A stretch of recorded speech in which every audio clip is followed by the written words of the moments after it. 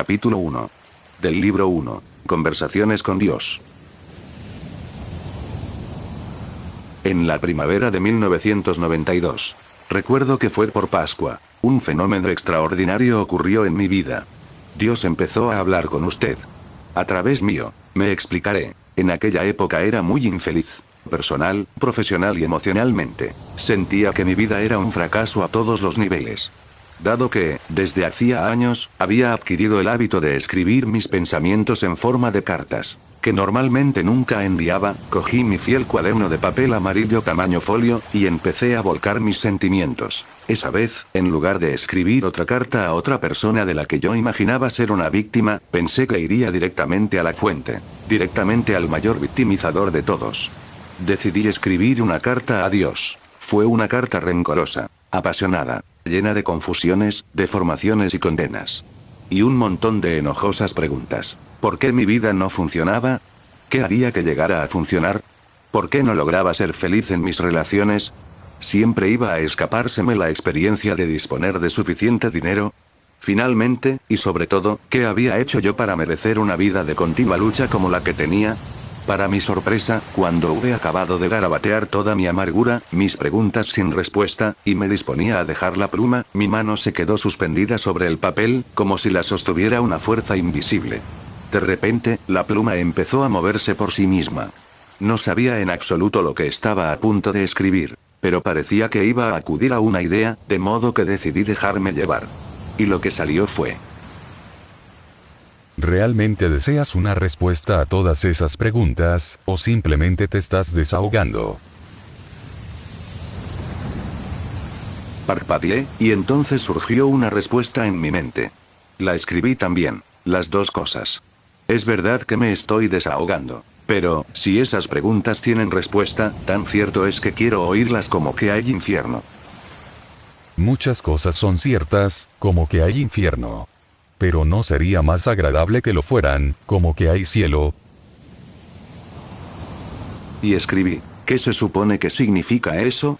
Sin que yo lo supiera, había empezado una conversación, y, más que escribir por mi cuenta, estaba escribiendo al dictado. Este dictado duró 3 años. Y durante ese tiempo no tenía la menor idea de cómo acabaría.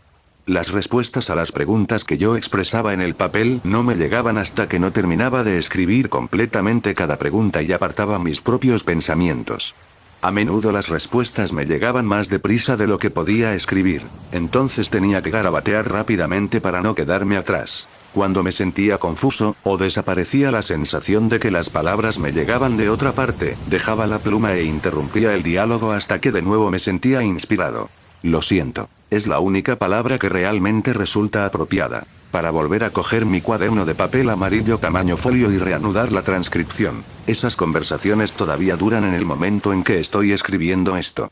Y la mayor parte se encuentra en las siguientes páginas, las cuales contienen un asombroso diálogo que al principio no podía creer, que luego supuse que me resultaría personalmente valioso, pero que ahora comprendo que estaba destinado a otras personas y no solo a mí.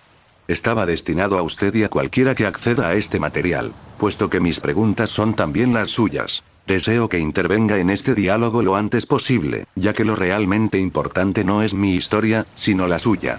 Es la historia de su vida la que aquí se presenta. Y si este material es importante, lo es para su experiencia personal.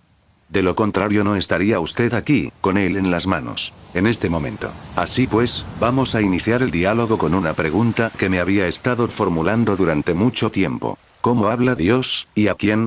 Cuando lo planteé, he aquí la respuesta que obtuve. Hablo a todo el mundo. Constantemente. La cuestión no es a quién hablo, sino quién me escucha. Intrigado, le pedí a Dios que me lo explicara mejor. Y esto es lo que dijo. En primer lugar, vamos a cambiar la palabra hablar por la palabra comunicarse. Es un término mucho mejor. Resulta más completo y más apropiado. Cuando tratamos de hablar a otros, tú a mí, yo a ti, e inmediatamente nos vemos restringidos por la increíble limitación de las palabras. Por esta razón, no me comunico únicamente con palabras. En realidad, rara vez lo hago. Mi modo usual de comunicarme es por medio del sentimiento. El sentimiento es el lenguaje del alma. Si quieres saber hasta qué punto algo es cierto para ti, presta atención a lo que sientes al respecto. A veces los sentimientos son difíciles de descubrir, y con frecuencia aún más difíciles de reconocer. Sin embargo, en tus más profundos sentimientos se oculta tu más alta verdad. El truco está en llegar a dichos sentimientos. Te mostraré cómo. De nuevo. Si tú quieres. Le dije a Dios que sí quería, pero que en ese momento deseaba aún más una respuesta completa y detallada a mi primera pregunta. He aquí lo que Dios me dijo. También me comunico con el pensamiento. El pensamiento y los sentimientos no son lo mismo, aunque pueden darse al mismo tiempo. Al comunicarme con el pensamiento, a menudo utilizo imágenes. Por ello, los pensamientos resultan más efectivos como herramientas de comunicación que las mismas palabras. Además de los sentimientos y pensamientos, utilizo también el vehículo de la experiencia, que es un magnífico medio de comunicación.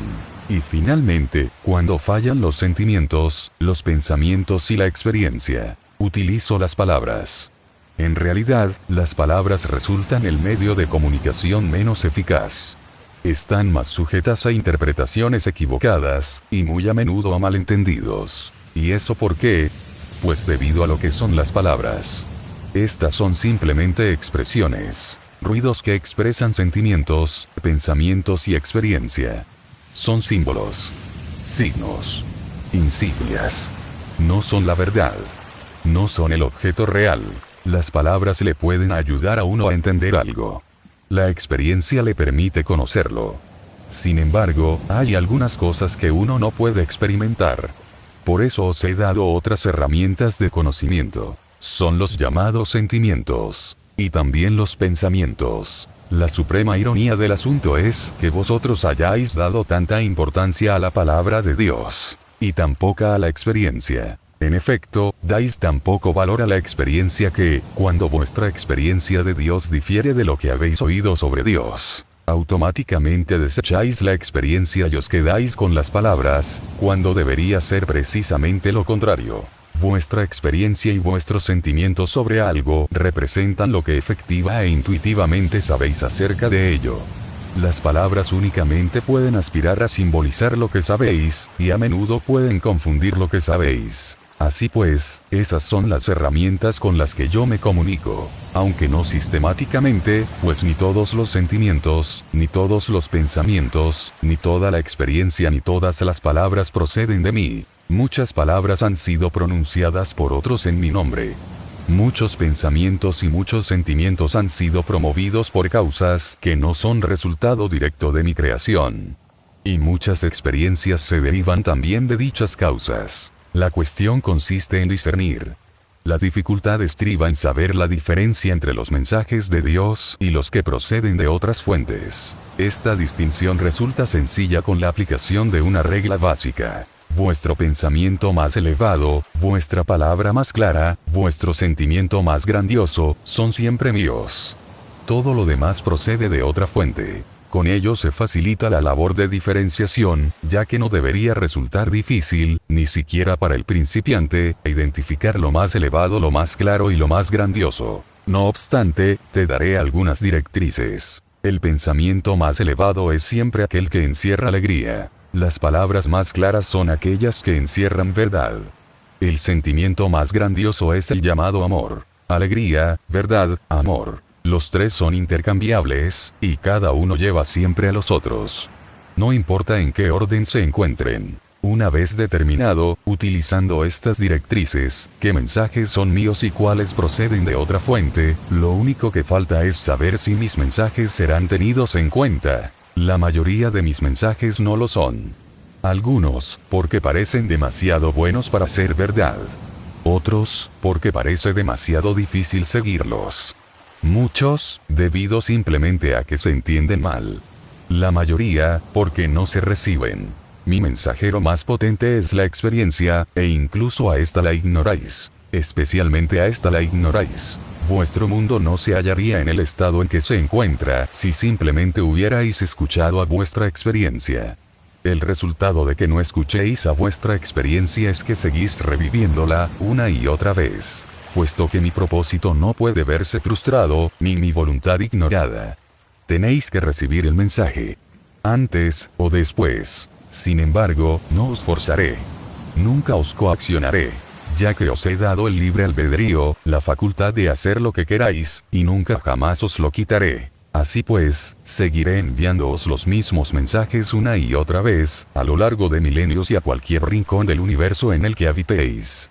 Seguiré enviando infinitamente mis mensajes, hasta que los hayáis recibido y los hayáis escuchado con atención, haciéndolos vuestros. Mis mensajes pueden venir bajo un centenar de formas, en miles de momentos, durante 1.000.000 de años.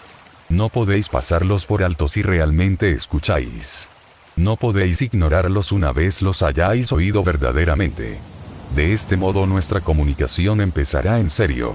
Ya que en el pasado únicamente me habéis hablado, me habéis rezado, habéis intercedido ante mí, me habéis suplicado. Pero ahora puedo responderos, siquiera sea como lo estoy haciendo en este momento. ¿Cómo puedo saber que esta comunicación procede de Dios? ¿Cómo sé que no se trata de mi propia imaginación? ¿Qué diferencia habría? ¿No ves que puedo utilizar tu imaginación con la misma facilidad que cualquier otro medio?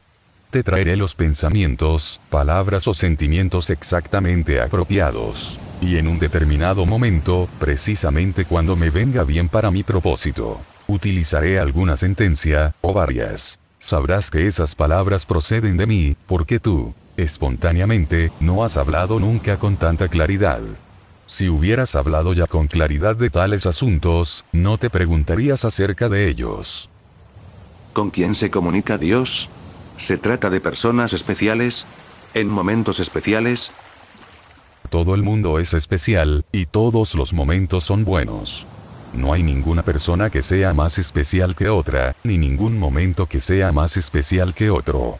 Mucha gente decide creer que Dios se comunica de maneras especiales y únicamente con personas especiales. Esto libera a las masas de la responsabilidad de escuchar mi mensaje, y aún más de aceptarlo, esa es otra cuestión, y les permite quedarse con lo que dicen otros. No tenéis que escucharme, puesto que ya habéis decidido que otros me han oído acerca de todos los asuntos. Y tenéis que oírles a ellos. Al escuchar lo que otras personas piensan que me han oído decir, vosotros no tenéis que pensar en absoluto. Esta es la razón principal de que la mayoría de la gente eluda mis mensajes a nivel personal. Si uno reconoce que reciben mis mensajes directamente, entonces es responsable de interpretarlos. Es mucho más seguro y mucho más fácil aceptar la interpretación de otros, aunque se trate de otros que han vivido hace 2000 años, que tratar de interpretar el mensaje que uno puede muy bien estar recibiendo en este mismo momento. No obstante, te propongo una nueva forma de comunicación con Dios. Una comunicación de doble dirección. En realidad, eres tú quien me lo ha propuesto a mí, ya que he venido a ti, en esta forma, aquí y ahora, en respuesta a tu llamada.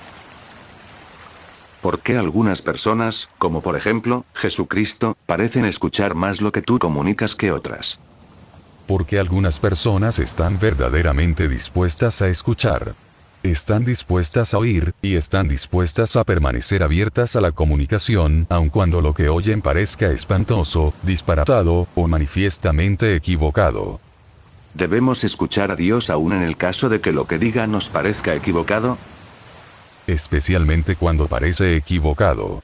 Si creéis que estáis en lo cierto respecto de algo, ¿para qué necesitáis hablar con Dios? Seguid adelante, actuando según vuestro entender. Pero observad lo que habéis estado haciendo desde el principio de los tiempos. Y mirad cómo es el mundo. Evidentemente, en algo habéis fallado. Y es obvio que hay algo que no entendéis. Lo que sí entendéis ha de pareceros correcto, puesto que correcto es un término que utilizáis para designar aquello con lo que estáis de acuerdo. Por lo tanto, aquello que se os escapa aparecerá, en un primer momento, como equivocado. La única manera de adelantar en esto es preguntándose a sí mismo, ¿qué pasaría si todo lo que considero equivocado fuese realmente correcto? Todos los grandes científicos conocen esta pregunta. Lo que hace el científico no es simplemente trabajar. El científico cuestiona todos los presupuestos y principios. Todos los grandes descubrimientos han surgido de la voluntad, de la capacidad, de no estar en lo cierto. Y eso es lo que se necesita en este caso. No podéis conocer a Dios hasta que hayáis dejado de deciros a vosotros mismos que ya conocéis a Dios. No podéis escuchar a Dios hasta que dejéis de pensar que ya habéis escuchado a Dios. No puedo deciros mi verdad, hasta que vosotros dejéis de decirme las vuestras. Pero mi verdad acerca de Dios procede de ti. ¿Quién lo ha dicho? Otros. ¿Qué otros? Predicadores. Vicarios. Rabinos. Sacerdotes. Libros. La Biblia. Por amor de Dios. Esas no son fuentes autorizadas. ¿No lo son? No. Entonces, ¿qué hay que sí lo sea? Escucha tus sentimientos. Escucha tus pensamientos más elevados. Escucha tu experiencia. Cada vez que una de estas tres cosas difiera de lo que te han dicho tus maestros, o has leído en tus libros, olvida las palabras. Las palabras constituyen el vehículo de verdad menos fiable. Hay tantas cosas que quiero decirte, tantas cosas que deseo preguntarte, que no sé por dónde empezar. Por ejemplo, ¿por qué no te revelas? Si de verdad hay un Dios, y eres tú, ¿por qué no te revelas de un modo que todos podamos entenderlo? Ya lo he hecho, una y otra vez. Estoy haciéndolo de nuevo aquí y ahora. No. Me refiero a una forma de revelación que resulte incuestionable, que no se pueda negar. ¿Cómo cuál? Como apareciendo ahora mismo ante mi vista. Lo estoy haciendo. ¿Dónde? Donde quiera que mires. No. Yo quiero decir de un modo indiscutible. De un modo que ningún hombre pueda negar. ¿De qué modo sería? ¿Bajo qué forma o aspecto me harías aparecer? Bajo la forma o aspecto que realmente tengas. Eso sería imposible, ya que no poseo una forma o aspecto que podáis comprender. Puedo adoptar una forma o aspecto que podáis comprender, pero entonces todos supondrían que lo que han visto es la sola y única forma y aspecto de Dios, en lugar de una forma y aspecto de Dios, una entre muchas. La gente cree que yo soy como me ven, en lugar de como no me ven. Pero yo soy el gran invisible, no lo que me hago ser a mí mismo en un momento determinado. En cierto sentido, yo soy lo que no soy. Y es de este no ser de donde vengo, y a donde siempre retorno. Pero cuando vengo de una u otra forma determinada, una forma bajo la que creo que la gente puede comprenderme, entonces la gente me atribuye esa forma para siempre jamás. Y si viniera bajo cualquier otra forma, ante cualesquiera otras personas, los primeros dirían que no habría aparecido ante los segundos, ya que no me habría mostrado a los segundos igual que a los primeros, ni les habría dicho las mismas cosas. De modo que, ¿cómo iba a ser yo? Como puedes ver, no importa bajo qué forma o de qué manera me revele. Cualquiera que sea la manera que elija o la forma que adopte, ninguna de ellas resultará incuestionable. Pero si tú hicieras algo que evidenciara la verdad de quién eres más allá de cualquier duda o interrogante, habría todavía quienes dijeran que es cosa del diablo, o simplemente de la imaginación de alguien. O de cualquier causa distinta de mí. Si me revelara como Dios Todopoderoso, Rey de los cielos y la tierra, y moviera montañas para demostrarlo, habría quienes dirían, debe de ser cosa de Satanás. Y eso sucedería, puesto que Dios no se revela a sí mismo por o a través de la observación externa, sino de la experiencia interna. Y cuando la experiencia interna ha revelado al propio Dios, la observación externa resulta innecesaria. Y cuando la observación externa es necesaria, entonces no resulta posible la experiencia interna. Así pues, si se pide la revelación, entonces no puede darse. Puesto que el acto de pedir constituye una afirmación de que aquella falta, de que no se está revelando nada de Dios. Esta afirmación produce la experiencia, ya que vuestro pensamiento sobre algo es creador, y vuestra palabra es productora, y vuestro pensamiento y vuestra palabra juntos resultan magníficamente eficaces en tanto dan origen a vuestra realidad. Por lo tanto, experimentaréis que Dios no se ha revelado, ya que, si lo hubiera hecho, no se lo pediríais. ¿significa eso que no puedo pedir nada que desee? ¿Me estás diciendo que rezar por algo en realidad aleja ese algo de nosotros? Esta es una pregunta que ha sido respondida a través de los siglos, y que ha sido respondida cada vez que se ha formulado. Pero no habéis escuchado la respuesta, o no queréis creerla. Responderé de nuevo, con palabras de hoy, en un lenguaje actual, de la siguiente manera: no tendréis lo que pedís, ni podéis tener nada de lo que queráis. Y ello porque vuestra propia petición es una afirmación de vuestra carencia. Y al decir que queréis una cosa únicamente sirve para producir esa experiencia concreta, la carencia, en vuestra realidad. Por lo tanto, la oración correcta no es nunca de súplica, sino de gratitud. Cuando dais gracias a Dios por adelantado por aquello que habéis decidido experimentar en vuestra realidad, estáis efectivamente reconociendo que eso está ahí, en efecto. La gratitud es, pues, la más poderosa afirmación dirigida a Dios. Una afirmación a la que yo habré contestado incluso antes de que me la formuléis. Así pues, no supliquéis nunca. Antes bien, agradeced. Pero ¿qué ocurre si yo agradezco algo a Dios por adelantado, y luego eso no aparece nunca? Eso podría llevar al desencanto y a la amargura. La gratitud no puede utilizarse como una herramienta con la que manipular a Dios, un mecanismo con el que engañar al universo. No podéis mentiros a vosotros mismos. Vuestra mente sabe la verdad de vuestros pensamientos. Si decís gracias, Dios mío, por esto y lo otro, y al mismo tiempo está claro que eso no está en vuestra realidad presente, estáis suponiendo que Dios es menos claro que vosotros, y, por lo tanto, produciendo esa realidad en vosotros. Dios sabe lo que vosotros sabéis, y lo que vosotros sabéis es lo que aparece en vuestra realidad. Pero entonces, ¿cómo puedo estar realmente agradecido por algo, si sé que eso no está presente? Fe. Si tienes aunque solo sea la fe equivalente a un grano de mostaza, moverás montañas. Sabrás que eso está presente porque yo digo que está presente. Porque yo digo que, incluso antes de que me preguntes, habré respondido. Porque yo digo, y os lo he dicho de todas las maneras concebibles, a través de cualquier maestro que me puedas mencionar, que, sea lo que queráis, si lo queréis en mi nombre, así será. Sin embargo, hay tanta gente que dice que sus oraciones han quedado sin respuesta. Ninguna oración, y una oración no es más que una ferviente afirmación de lo que ya es, queda sin respuesta. Cualquier oración, cualquier pensamiento, cualquier afirmación, cualquier sentimiento, es creador. En la medida en que sea fervientemente sostenido como una verdad, en esa misma medida, se hará manifiesto en vuestra experiencia. Cuando se dice que una oración no ha sido respondida, lo que realmente ocurre es que el pensamiento, palabra o sentimiento sostenido de modo más ferviente ha llegado a ser operativo. Pero lo que has de saber, y ese es el secreto, es que detrás del pensamiento se halla siempre otro pensamiento, el que podríamos llamar pensamiento promotor, que es el que controla el pensamiento. Por lo tanto, si rogáis y suplicáis, parece que existe una posibilidad mucho menor de que experimentéis lo que pensáis que habéis decidido, puesto que el pensamiento promotor que se halla detrás de cada súplica es el de que en ese momento no tenéis lo que deseáis. Ese pensamiento promotor se convierte en vuestra realidad. El único pensamiento promotor que puede ignorar este pensamiento es uno fundado en la fe en que Dios concederá cualquier cosa que se le pida, sin falta.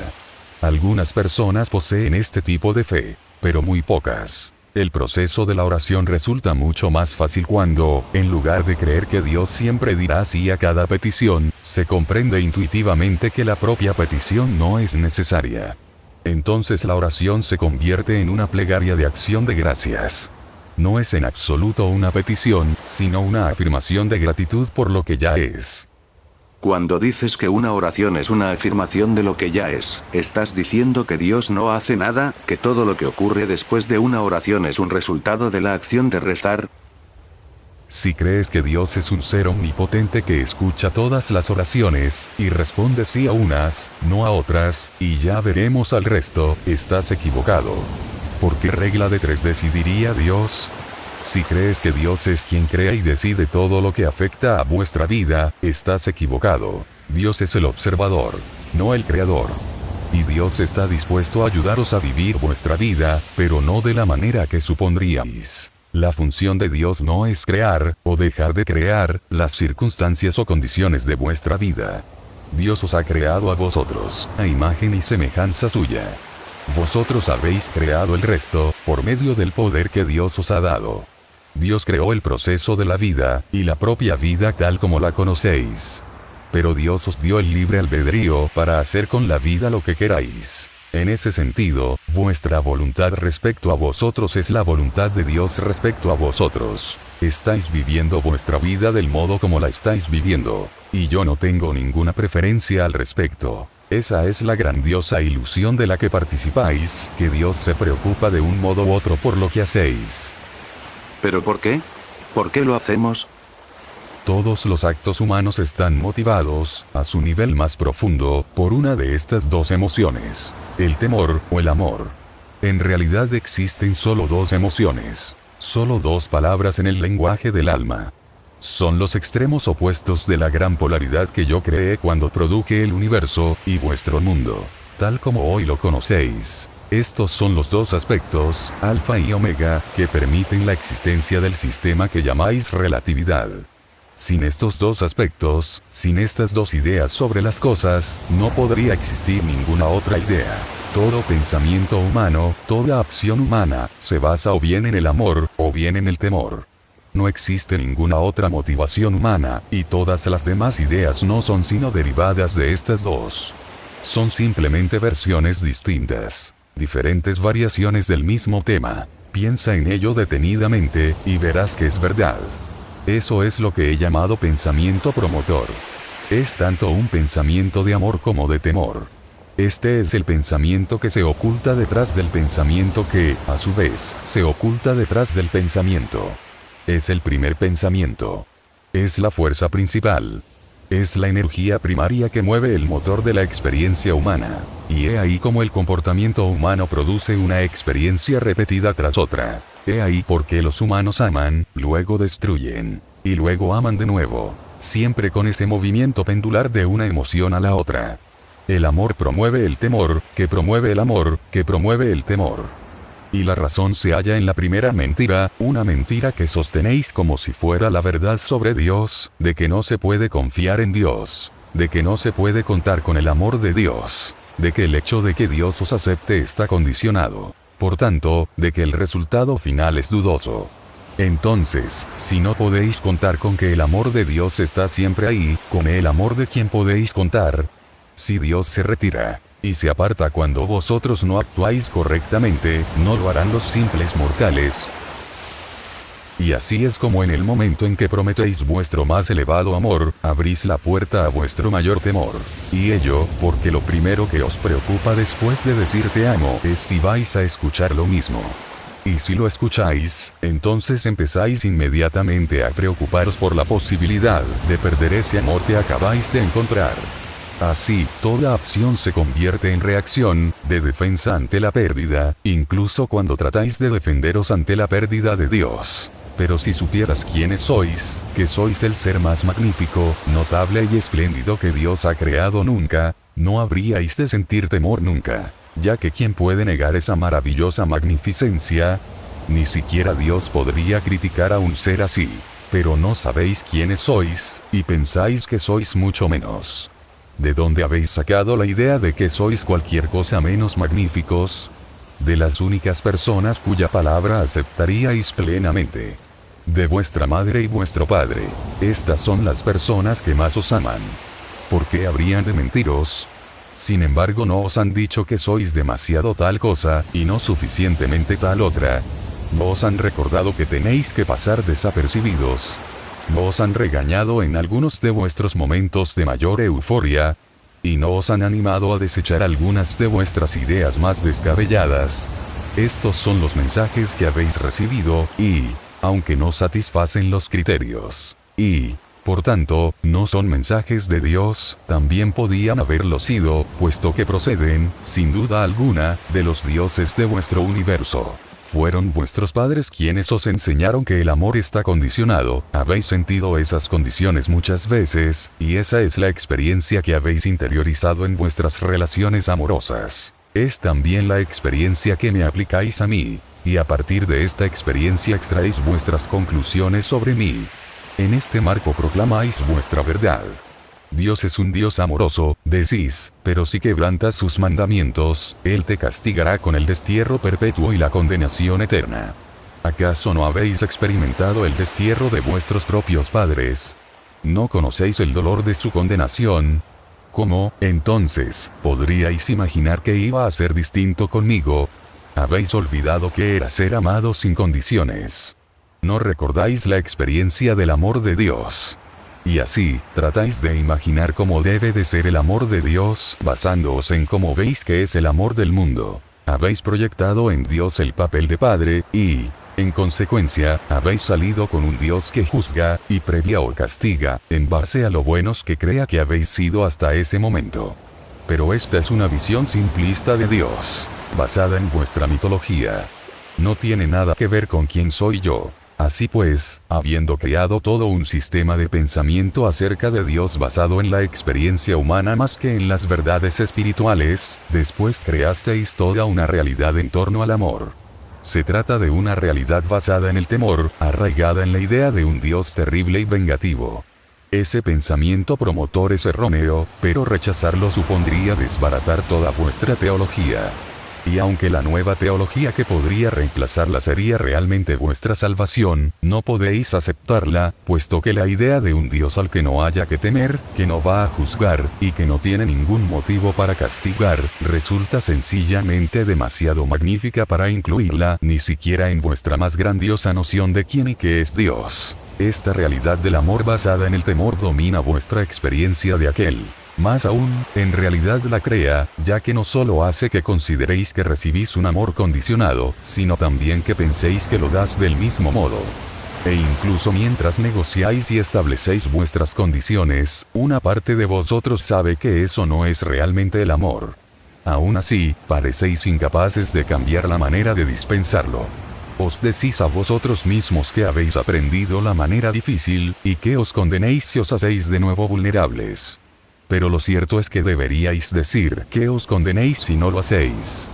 Debido a vuestros propios, y equivocados, pensamientos sobre el amor, sí que os condenáis realmente a no experimentarlo nunca en toda su pureza. Del mismo modo, os condenáis a no conocerme nunca como realmente soy. Al menos mientras obréis así, ya que no podéis rechazarme para siempre, y llegará el momento de nuestra reconciliación.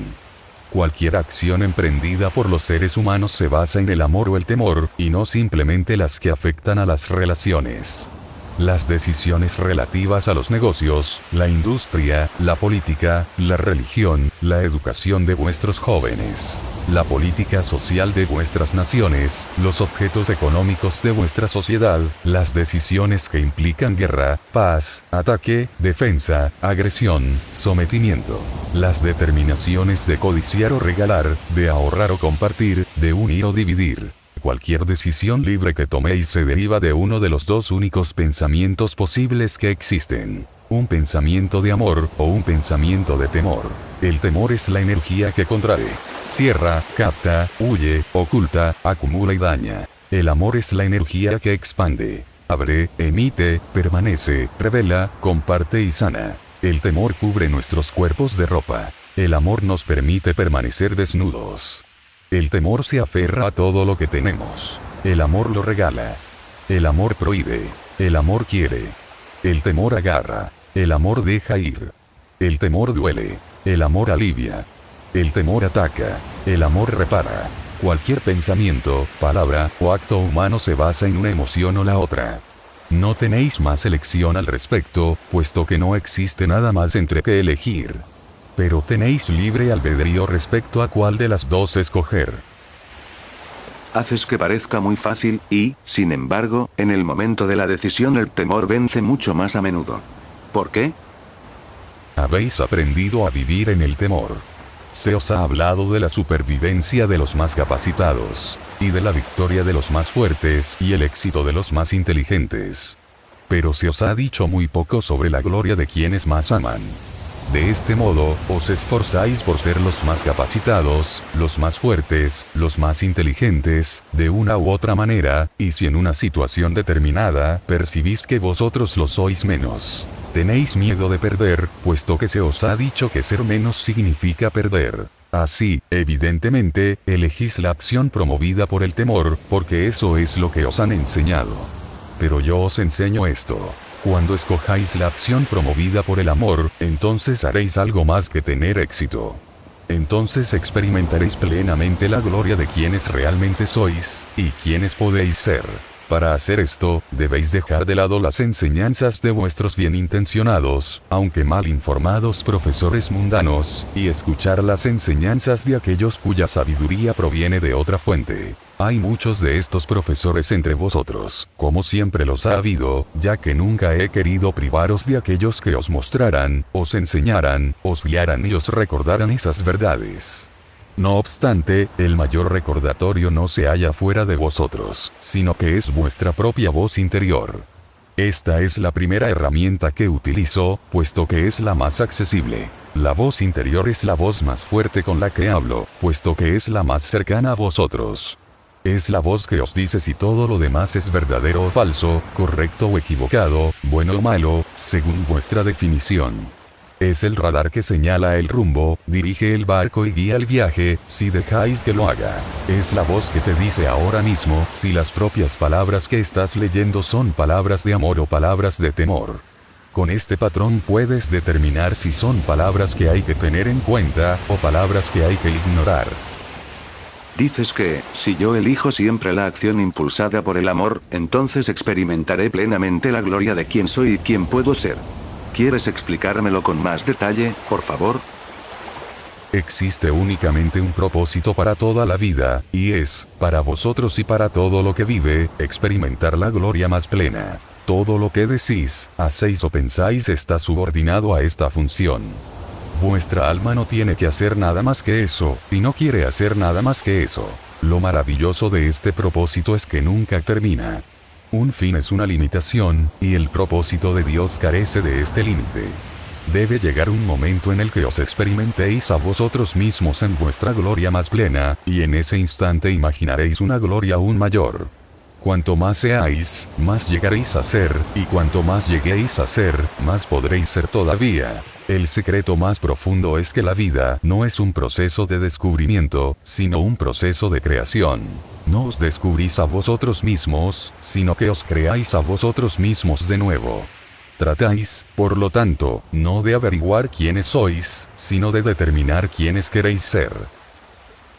Hay quienes dicen que la vida es una escuela, que estamos aquí para aprender unas determinadas lecciones, que una vez graduados podremos continuar con otros objetivos mayores, liberados ya de las cadenas del cuerpo. ¿Es eso cierto? Es otra parte de vuestra mitología, basada en la experiencia humana. ¿La vida no es una escuela? No. ¿No estamos aquí para aprender? No. Entonces, ¿por qué estamos aquí? Para recordar y recrear quiénes sois. Os lo he dicho una y otra vez, y no me creéis. Pero así ha de ser, ya que, verdaderamente, si no os creáis como quienes sois, no podéis ser. Bueno, me he perdido. Volvamos a lo de la escuela. He escuchado a un maestro tras otro decirnos que la vida es una escuela. Francamente, me choca oírte negarlo. La escuela es un lugar a donde uno va si hay algo que uno no sabe y quiere saber. No es un lugar a donde uno va si ya sabe algo y simplemente quiere experimentar su sabiduría. La vida, como la llamáis, es una oportunidad para vosotros de saber experimentalmente lo que ya sabéis conceptualmente. No necesitáis aprender nada al respecto. Necesitáis simplemente recordar lo que ya sabéis, y obrar en consecuencia. No estoy seguro de entenderlo. Empecemos por aquí. El alma, vuestra alma, ya sabe todo lo que se puede saber en todo momento. Nada se le oculta, nada desconoce. Pero saberlo no es suficiente. El alma aspira a experimentarlo. Podéis saber que sois generosos, pero a menos que hagáis algo que demuestre generosidad, no tenéis sino un concepto. Podéis saber que sois amables, pero a menos que hagáis algo que demuestre amabilidad con alguien, no tenéis sino una idea sobre vosotros mismos. El único deseo de vuestra alma es convertir ese magnífico concepto de sí misma en su mayor experiencia. En tanto el concepto no se convierta en experiencia, todo lo que haya es especulación. Yo he estado especulando sobre mí mismo durante mucho tiempo. Más del que tú y yo podríamos recordar conjuntamente. Más que la edad del universo multiplicada por sí misma. Pues, qué joven es. Qué nueva es mi experiencia de mí mismo. Me he perdido de nuevo. ¿Tu experiencia de ti mismo? Sí. Permíteme que te lo explique de este modo. En el principio, lo que es era todo lo que había, y no había nada más. Pero todo lo que es no podía conocerse a sí mismo, pues todo lo que es era todo lo que había, y no había nada más. Así, todo lo que es, no era, ya que, en ausencia de cualquier otra cosa, todo lo que es no es. Este es el gran es. No es, al que han aludido los místicos desde el principio de los tiempos. Ahora bien, todo lo que es sabía que era todo lo que había. Pero eso no era suficiente, puesto que solo podía conocer su total magnificencia conceptualmente, no experiencialmente. Sin embargo, es la experiencia de sí mismo lo que anhelaba, puesto que quería saber que le apetecía ser tan magnífico. Aún así, eso era imposible, ya que el propio término magnífico es un término relativo. Todo lo que es no podía saber que le apetecía ser magnífico a menos que lo que no es lo descubriera. En ausencia de lo que no es no es. ¿Lo entiendes? Creo que sí. Continúa. De acuerdo. Lo único que todo lo que es, sabía es que no había nada más. Así no podía, ni lograría, nunca conocerse a sí mismo desde un punto de referencia exterior a sí mismo. Dicho punto de referencia no existía. Solo existía un punto de referencia, y era el único lugar interior. El es, no es. El soy, no soy. Aún así, el todo de todo decidió conocerse experimentalmente. Esta energía, pura, invisible, inaudible, inobservada y, por lo tanto, desconocida por cualquier otra energía, decidió experimentarse a sí misma como la total magnificencia que era. Para ello, se dio cuenta de que habría de utilizar un punto de referencia interior. Se hizo el razonamiento, totalmente correcto, de que cualquier parte de sí mismo había de ser necesariamente menos que el total, y, por tanto, si simplemente se dividía a sí mismo en partes, cada parte, al ser menos que el total, podía mirar al resto de sí mismo y ver su magnificencia. Así, todo lo que es se dividió a sí mismo, convirtiéndose, en un momento glorioso, en lo que es esto y lo que es aquello. Por primera vez, existían, esto y aquello, completamente separados lo uno de lo otro.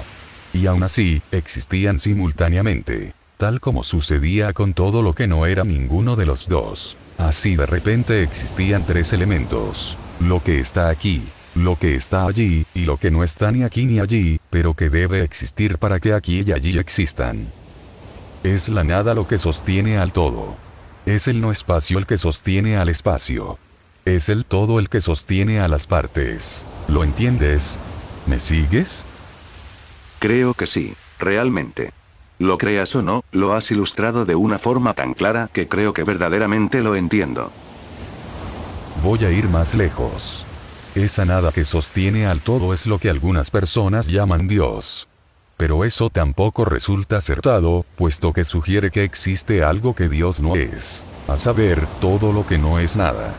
Pero yo soy todas las cosas, visibles e invisibles, de modo que esta descripción de mí como el gran invisible, la nada, el no espacio, una definición de Dios esencialmente mística, al modo oriental, no resulta más acertada que la descripción esencialmente práctica, al modo occidental, de Dios como todo lo visible. Quienes creen que Dios es todo lo que es y todo lo que no es son quienes lo entienden correctamente. Ahora bien, al crear lo que está aquí y lo que está allí, Dios hizo posible que Dios se conociera a sí mismo. En el momento de esta gran explosión de su interior, Dios creó la relatividad, el mayor don que se hizo nunca a sí mismo.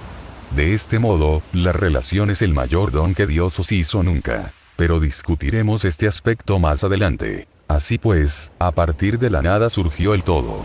Por cierto, un acontecimiento espiritual del todo coherente con lo que vuestros científicos llaman la teoría del Big Bang. Como todos los elementos se hallaban en movimiento, se creó el tiempo, puesto que algo que primero estaba aquí luego estaba allí, y el periodo que empleaba en ir de aquí a allí resultaba mensurable. Exactamente como las partes de sí mismo visibles empezaron a definirse por sí mismas, unas en relación con las otras, así sucedió también con las partes invisibles. Dios sabía que, para que existiera el amor, y se conociera a sí mismo como puro amor, había de existir también su contrario.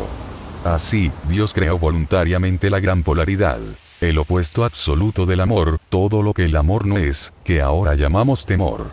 Desde el momento en que existía el temor, el amor podía existir como algo que se podía experimentar. Es a esta creación de dualidad entre el amor y su contrario a la que se refieren los humanos, en sus diversas mitologías, como el nacimiento del diablo, la caída de Adán, la rebelión de Satán, etc. Del mismo modo que habéis decidido personificar el amor puro en el personaje que llamáis Dios, también habéis decidido personificar el temor abyecto en el personaje que llamáis el demonio. En la Tierra, algunos han establecido mitologías algo más elaboradas en torno a este acontecimiento, completadas con argumentos de batallas y guerras, soldados angélicos y guerreros diabólicos, las fuerzas del bien y del mal, de la luz y de la oscuridad. Esta mitología ha constituido el primer intento por parte de los hombres de entender, y explicar a los demás de manera que pudieran entenderlo, un acontecimiento cósmico del que el alma humana es profundamente consciente, pero que la mente apenas puede concebir. Al dar el universo como una versión dividida de sí mismo, Dios produjo, a partir de la energía pura, todo lo que ahora existe, tanto lo visible como lo invisible. En otras palabras, no solo se creaba de este modo el universo físico, sino también el universo metafísico. La parte de Dios que forma el segundo término de la ecuación, soy, no soy, explotó también en un infinito número de unidades más pequeñas que el conjunto. A estas unidades de energía las llamaríais espíritus. En algunas de vuestras mitologías religiosas se afirma que Dios Padre tiene muchos hijos espirituales.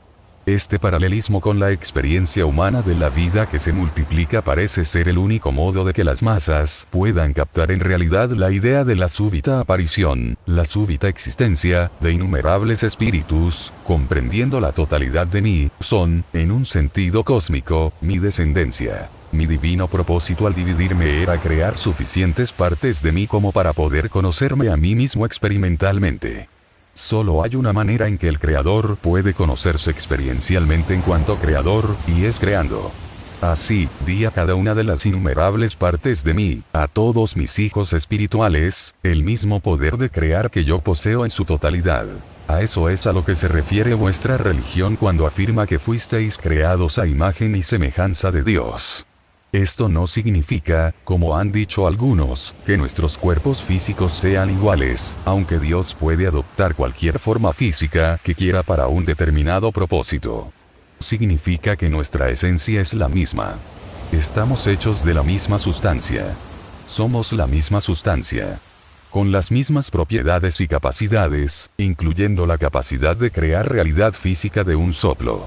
Mi propósito al crearos a vosotros, mi descendencia espiritual, era conocerme a mí mismo como siendo Dios. No tenía modo de hacerlo, salvo a través de vosotros. Así, se puede decir, y se ha dicho muchas veces, que mi propósito respecto a vosotros es que vosotros os conozcáis como siendo yo. Esto parece extraordinariamente simple, pero resulta muy complejo, ya que solo hay un modo de conoceros como siendo yo, y es conoceros primero como siendo no yo. Ahora trata de seguirme, esfuérzate por no perder el hilo, ya que el asunto se hace más sutil. ¿Listo? Creo que sí. Bien. Recuerda que me has pedido esta explicación. Has estado esperándola durante años. Y me la has pedido en términos profanos, no en doctrinas teológicas, o teorías científicas. Sí, soy consciente de lo que te he pedido. Y tal como la has pedido te la voy a dar. Ahora bien, para simplificar las cosas, voy a utilizar vuestro modelo mitológico de los hijos de Dios como la base de mi exposición, ya que se trata de un modelo con el que estáis familiarizados, y en muchos aspectos no resulta tan lejano. Así, volvamos a cómo se desarrolla este proceso de autoconocimiento.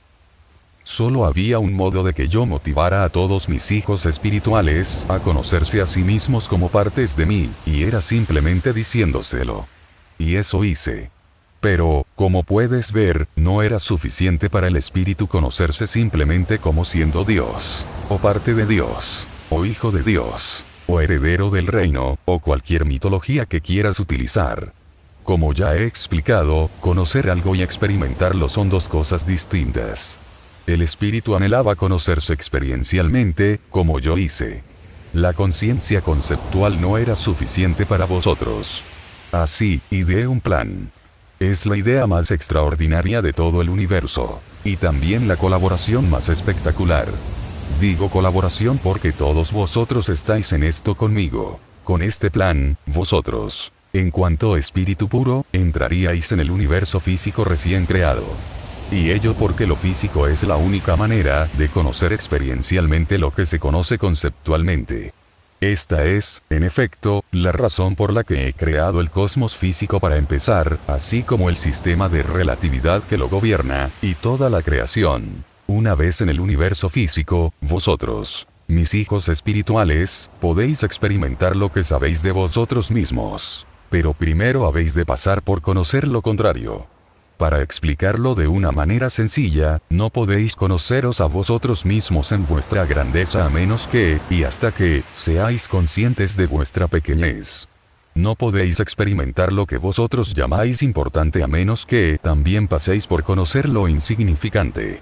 Llevado a sus últimas consecuencias lógicas, no podéis experimentar a vosotros mismos como lo que sois hasta que os hayáis enfrentado a lo que no sois. Este es el propósito de la teoría de la relatividad y de toda la vida física. Por eso es por lo que no sois tal como vosotros os habéis definido. Ahora bien, en el caso del conocimiento último, en el caso del conocimiento de vosotros mismos como siendo el creador, no podéis experimentar vuestro propio yo como creador a menos que, y hasta que, creéis. Y no podéis crearos a vosotros mismos en tanto no os descreéis a vosotros mismos. En cierto sentido, tenéis primero que no ser, con el fin de ser. ¿Me sigues? Creo.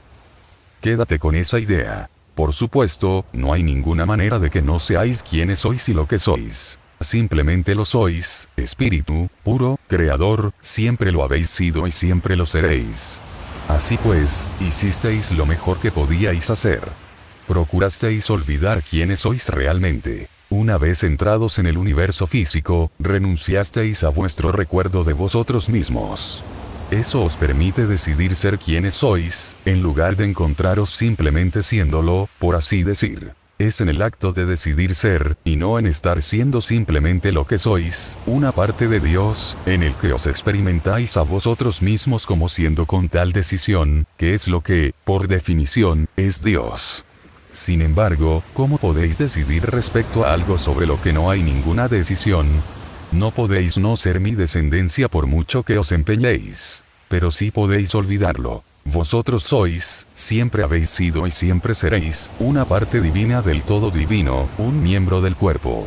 He aquí por qué el acto de reunirse con el todo, de volver a Dios, se llama remembranza. ¿Verdaderamente decidís remembrar quiénes realmente sois, o reuniros junto con las diversas partes de vosotros para experimentar el todo de vosotros? Es decir, el todo de mí. Vuestra tarea en la tierra, por lo tanto, no es aprender, puesto que ya sabéis, sino remembrar quiénes sois. Y remembrar quiénes son todos los demás. He aquí por qué una parte importante de vuestra tarea consiste en recordar a los demás, es decir, recordarles a ellos y acordarse de ellos, de modo que también puedan remembrar. Todos vuestros maravillosos maestros espirituales han hecho precisamente esto. Este es vuestro único objetivo. Es el único objetivo de vuestra alma. Dios mío, es tan simple. Y tan simétrico. Quiero decir, que todo encaja. De repente, todo cuadra. Ahora veo un panorama que nunca antes había visto entero del todo. Bien. Eso está bien. Ese es el propósito de este diálogo. Me has pedido respuestas.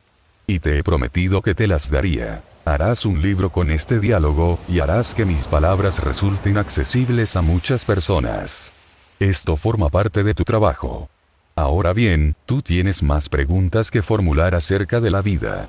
Ya hemos colocado los cimientos. Hemos preparado el terreno para nuevos conocimientos. Vayamos a esas otras preguntas. Y no te preocupes. Si hay algo en relación a lo que acabamos de tratar que no entiendes en profundidad, muy pronto lo verás todo claro.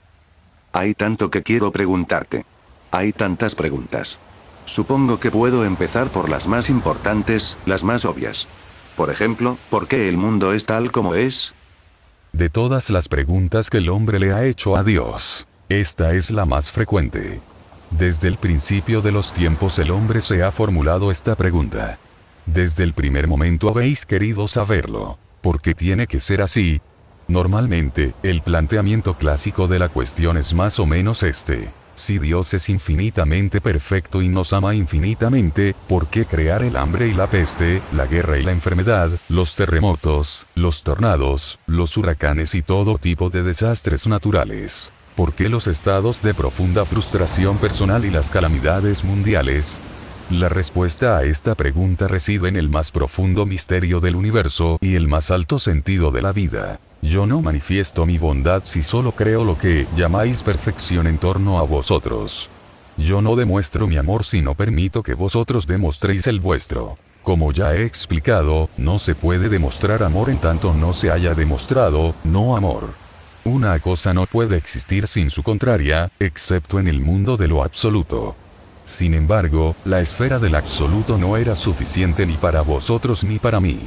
Yo existía allí, en el siempre, y de ahí procedéis también vosotros. En el absoluto no hay experiencia, solo conocimiento. El conocimiento es un estado divino, pero la más grandiosa alegría está en el ser. Ser es algo que se alcanza únicamente por la experiencia. En esto consiste la evolución. Conocimiento, experiencia, ser. Esta es la Santísima Trinidad. Dios Trino. Dios Padre es conocimiento. El Padre de toda comprensión, el engendrador de toda experiencia. Ya que no se puede experimentar lo que no se conoce. Dios Hijo es experiencia. La encarnación, la realización, de todo lo que el Padre sabe de sí mismo, ya que no se puede ser lo que no se ha experimentado. Dios Espíritu Santo es ser. La desencarnación de todo lo que el Hijo ha experimentado de sí mismo. El simple y exquisito existir, posible solo a través de la memoria del conocimiento y la experiencia. Este simple ser es la felicidad. Es el estado de Dios, después de haberse conocido y experimentado a sí mismo. Es lo que Dios anhelaba en el principio. Por supuesto, no hace falta que te explique que las descripciones de Dios como Padre e Hijo no tienen nada que ver con el hecho de engendrar. Utilizo aquí la pintoresca forma de hablar de vuestras más recientes escrituras. Otros escritos sagrados mucho más antiguos situaban esta metáfora en el contexto de madre e hija. Ninguna de ellas es correcta. Vuestra mente puede entender mejor la relación como progenitor-descendencia, o bien, lo que da origen, y lo que es originado. Al añadir la tercera parte de la Trinidad, se produce esta relación. Lo que da origen, lo que es originado, lo que es. Esta realidad trina es la firma de Dios. Es la pauta divina. Esta característica de 3 en 1, se encuentra por doquier en las esferas de lo sublime.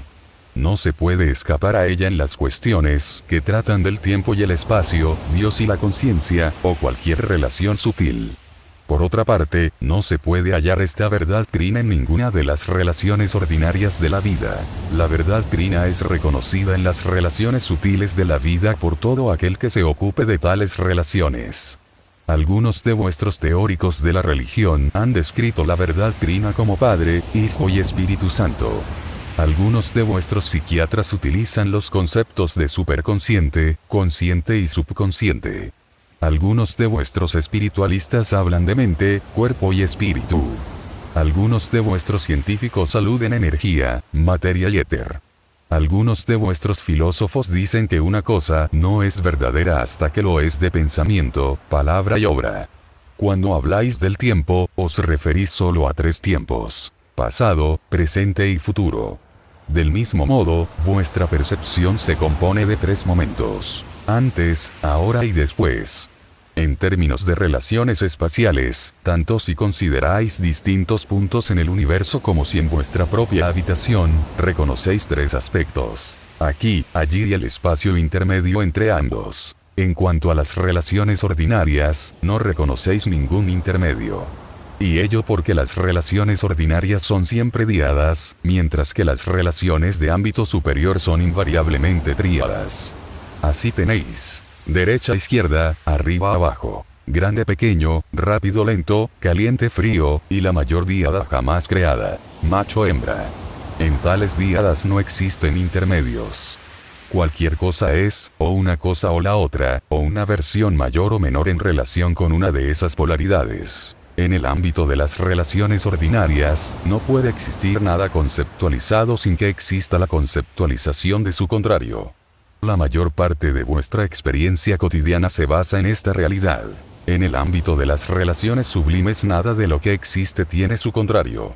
Todo es uno, y todo progresa de lo uno a lo otro en un círculo infinito. El tiempo es como el ámbito de lo sublime. En él, lo que llamáis pasado, presente y futuro existe de modo interrelacional.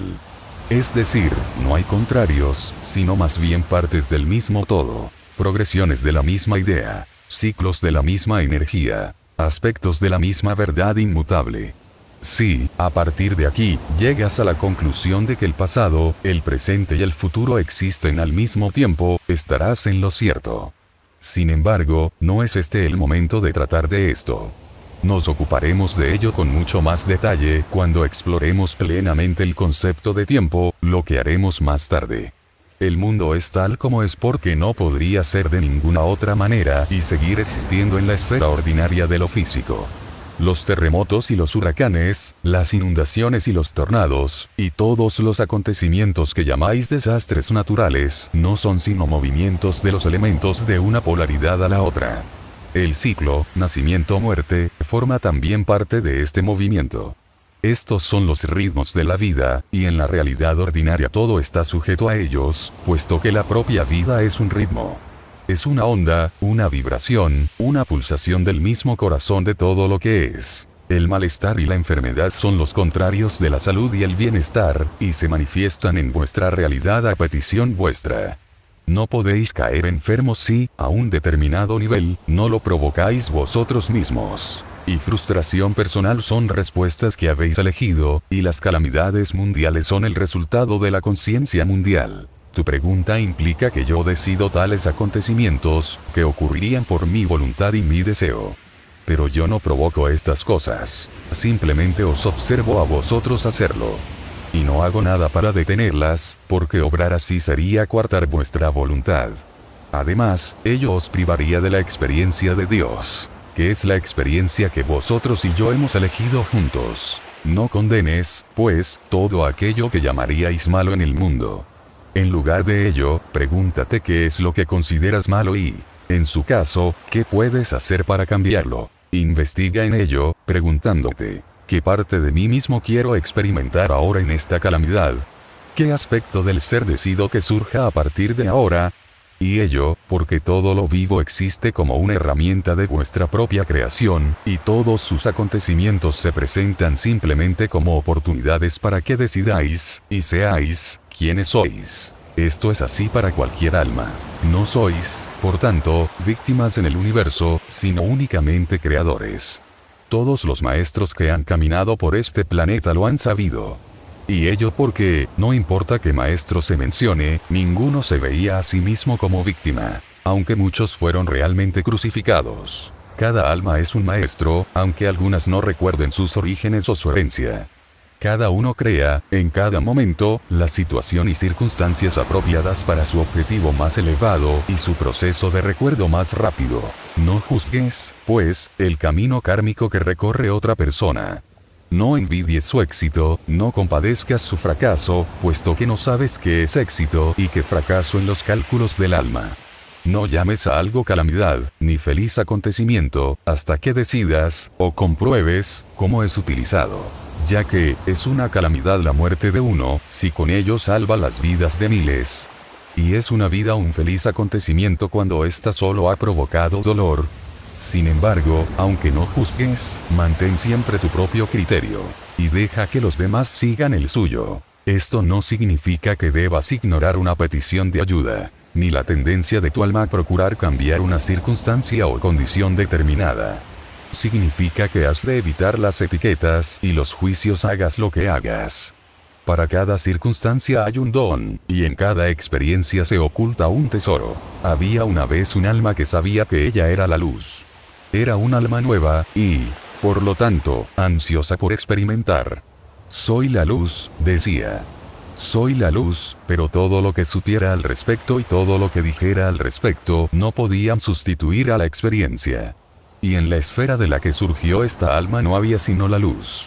Todas las almas eran grandiosas, todas las almas eran magníficas, y todas las almas brillaban con el brillo imponente de mi propia luz. Así, la pequeña alma en cuestión era como una vela en el sol. En medio de la más grandiosa luz, de la que formaba parte, no podía verse a sí misma, ni experimentarse a sí misma como quien, y lo que realmente era. Sucedía que esta alma anhelaba una y otra vez conocerse a sí misma. Y tan grande era su anhelo, que un día le dije: ¿sabes, pequeña, qué deberías hacer para satisfacer este anhelo tuyo? Que Dios mío, quiero hacer algo. Me dijo la pequeña alma. Debes separarte del resto de nosotros, respondí, y luego debes surgir por ti misma de la oscuridad. ¿Qué es la oscuridad, oh santo?